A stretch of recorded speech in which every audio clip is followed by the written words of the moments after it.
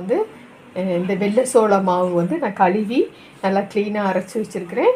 இதை வந்து நம்மளுக்கு தேவையான அளவுக்கு எடுத்து நம்ம வந்து இப்போ கொழக்கட்டை பண்ணுவோம். இதில் பணியாரமும் பண்ணலாம், கொழக்கட்டையும் பண்ணலாம். இப்போ வந்து இப்போ பணியாரத்தை விட நம்ம அந்த பணியாரம் வந்து ரொம்ப ஆயில் வேணும்.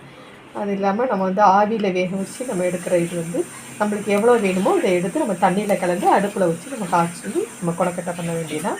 ஆனால் இது கட்டாயம் நம்ம வேக வைக்கணும். நம்ம இடியப்ப மாவுலாம் வெடி தண்ணியில் போட்டு இது பண்ணோம்னா அது மாதிரி வேக வைக்கணும். வாங்க பார்ப்போம். செஞ்சு பார்க்குறேன். எவ்வளோ வேணுமோ அவ்வளோ எடுத்துக்கோங்க. இதில் வந்து நிறைய இரும்பு சத்து ரொம்ப அதிகமாக இருக்குது. அரைச்சதை நம்ம வந்து அடுப்பில் வச்சு நல்லா கொஞ்சம் கிண்டுவோம். நல்லா கெட்டியாக அவர் கொழக்கட்டை பிடிக்கிற அளவுக்கு மாவு நல்லா கொஞ்சம் கிண்டிக்கிடுவோம். இதை வந்து ஆனியனும் பச்சை மிளகாயும் போட்டுருவோம். அவ்வளோதான். இது கொஞ்சம் நல்லா வதங்கின உடனே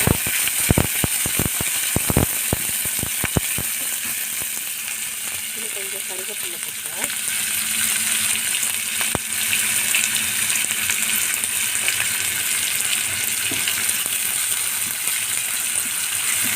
நல்லா வதங்கிட்டோம்.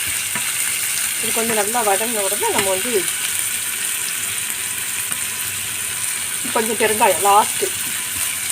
இது ரொம்ப செவந்துடக்கூடாது. செவந்து அப்புறம் வந்து நல்லா இருக்காது. கொஞ்சம் கண்ணாடி பதத்துக்கு வந்த உடனே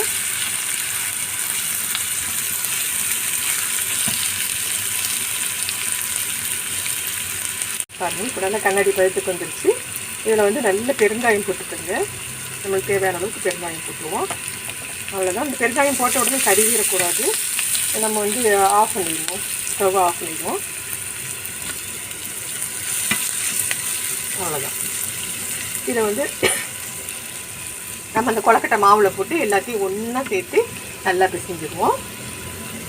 இந்த மாதிரி கொழக்கட்டை மாவு நம்ம வந்து இது பண்ணி வச்சுருக்கோம்.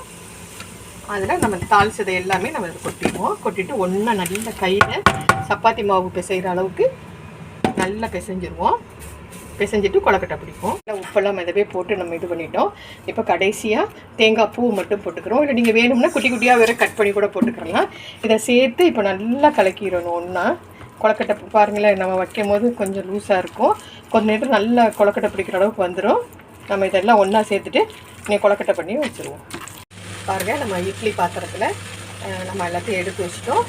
இது ஒரு 5 நிமிஷம் 10 நிமிஷம் வேகட்டும்.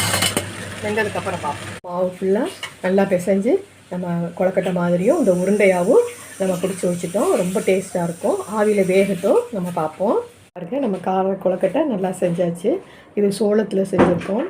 இது ரொம்ப சக்தியானது. இது நம்ம வந்து பெண்களுக்கான ஒரு வயிற்று வலி, கர்ப்பப்பை கோளாறுக்கெல்லாம் இதில் வந்து நல்ல இரும்பு சத்து ரொம்ப இருக்கிறதுனால இது வந்து சோளம் வந்து ரொம்ப நல்லது உடம்புக்கு. இதை செஞ்சு சாப்பிட்டு பாருங்கள். ரொம்ப டேஸ்ட்டாக இருக்கும். இதுக்கு கார சட்னி வச்சு சும்மாவே சாப்பிடலாம். ஆனால் கார சட்னி வச்சா ரொம்ப டேஸ்ட்டாக இருக்கும். லைக் பண்ணுங்கள், ஷேர் பண்ணுங்கள், சப்ஸ்கிரைப் பண்ணுங்கள், கமெண்ட் கொடுங்க, பெல் பட்டன் அமுக்குங்க. பாய். தேங்க்யூ.